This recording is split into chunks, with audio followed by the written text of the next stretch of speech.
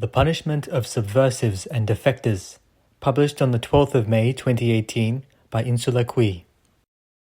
The good folks who create This Week in Reaction over its social matter seem to often propose a similar critique of a libertarian form of statecraft, namely, this is the punishment of defectors. This is somewhat addressed in Part 6 of the Libertarianism and Statecraft series, however I thought it deserved a more complete elaboration. Another well-placed critique of libertarianism is the problem of subversion and espionage. I have developed a framework to solve this problem, but I've simply not gotten around to writing about it. Special shoutouts here to Nick B. Steves and Jay Dyer for inspiring the creation of this article and hopefully helping to form a solution for many problems within our current view of a libertarian framework. First, as with most things in libertarian statecraft, we need to turn towards Hans Hopper and Spencer Heath. Although I had a poorly formed notion of a libertarian governance even before becoming acquainted with the work of these two men, their thought has been instrumental in creating a more cohesive framework. Another important figure that we need to mention whenever we talk about libertarian statecraft is the great proto-anarcho-capitalist Gustave de Molinari. He proposed that all security must be created to meet demand for security, and as such, a market for security and authority would create what I call a perfect confederation, but what he refers to as a monarchy without monopoly and a republic without communism. Molinari states that people accept this natural form of authority for the sake of protecting their properties and their liberties.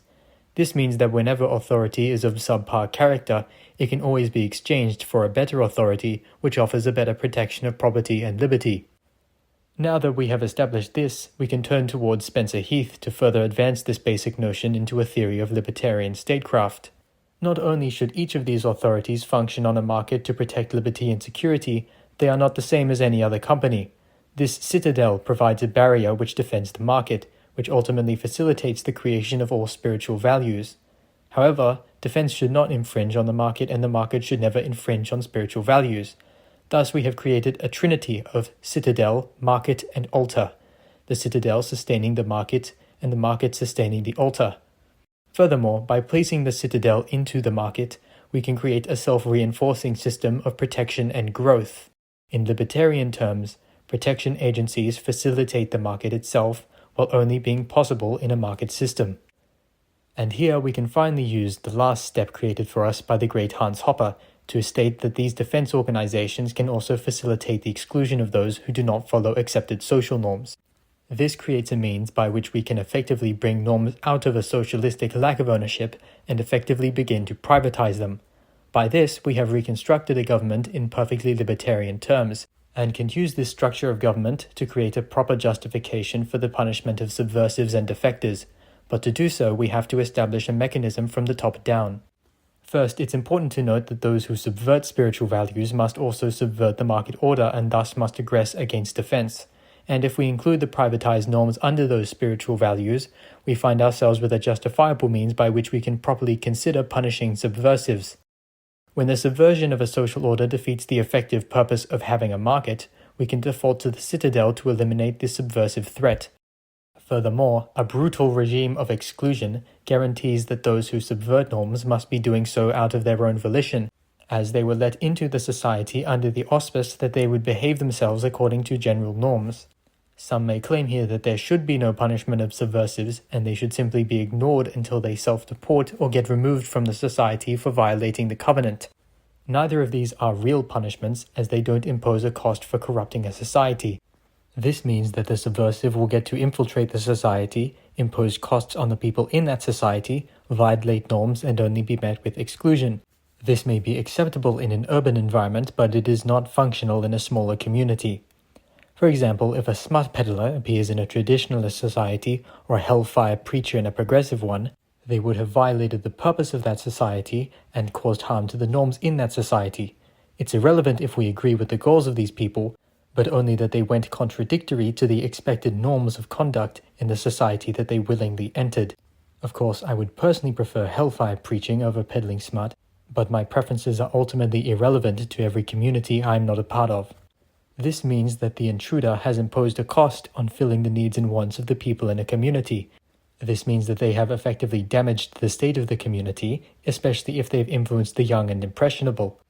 However, it would not be justifiable to impose arbitrary costs on these people, as they have not consented to any such costs.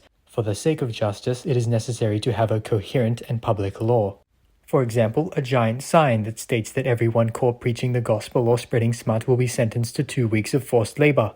Thus, by entering the community that has universally accepted these norms, they will have to face those repercussions for violating the norms. Furthermore, this justifies an elevated degree of punishment for crimes thought particularly egregious that the non-aggression principle cannot in itself create the punishment for. For example, pedophiles, pimps, and drug dealers could be charged for crimes which could theoretically be victimless, as the society in which they live considers those to be criminal acts. This can be taken even further to do away with the idea of proportional response. A community could decide that rapists deserve the death penalty, which is not proportional in the Rothbardian ethical framework. And the important part here is that these social norms and the character of subversives must be determined by a community. It's only justifiable to hang spies if those spies know that they will be hung if they willingly engage in such unscrupulous activity within a community that does not accept spying. This means that the ethical justification is inherent in property rights, exclusion, privatizing norms, and preemptive consent.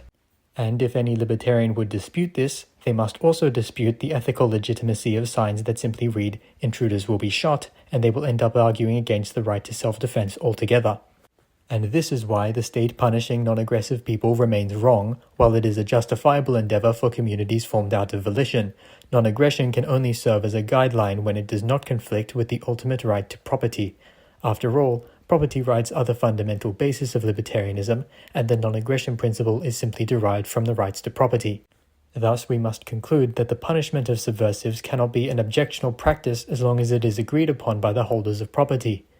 But here we broach the exceptionally charged topic of defectors. We are faced with two conflicts when it comes to this issue. First, all libertarians fundamentally fight for the right to defect from the state and not to be bound by the coercive force of the state. Furthermore, no libertarian can argue against the right for even a conscripted soldier to defect from the army for the sake of his self-preservation and escape from slavery.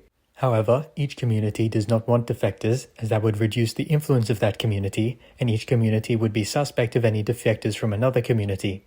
But here we need to establish that such a thing as defecting would not be necessary in a libertarian social order.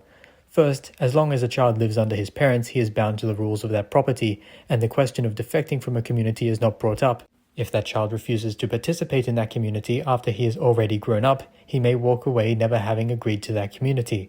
This raises all concerns about the potential of unjust treatment of future generations. Second, no sane person would join a community from which there is no exit, and no sane community would allow unlimited exit for everyone if they want to leave. First, the person must compensate the community for any services he might have gotten without paying for. A person must pay the bill for his utilities, even when they are provided by a community. Secondly, that person may be charged for the use of public services combined with a pre-established cost if he left before a certain time or without certain notice. If each person just followed the pre-established rules to a community, there would be no troubles with defecting. And a community might require that the person sells his property, finds an agency willing to sell his property, or a buyer wanting to buy the property. The buyer would ultimately still have to follow the laws set by the community and agree to the rules that the property is bound by. But at some time the cost of simply leaving outweigh the benefits of joining a community, at which point the community would experience a decrease in those willing to join it altogether. Communities are only sustainable if people are willing to join those communities. And if the person had not run from his obligation and had parted on mutually agreeable terms, no other community would have a problem with welcoming him. This is as with leaving jobs when employees leave on mutually agreeable terms with the owner or manager. They do not damage their future prospects. However, if they cause problems before leaving, they will have to face the repercussions for doing so. This means every bad actor who cannot be trusted in a community will not find any high-value communities that are willing to take him in. This solves all problems that could be inherent with defection and subversion by simply introducing the logical conclusion of property rights into our framework.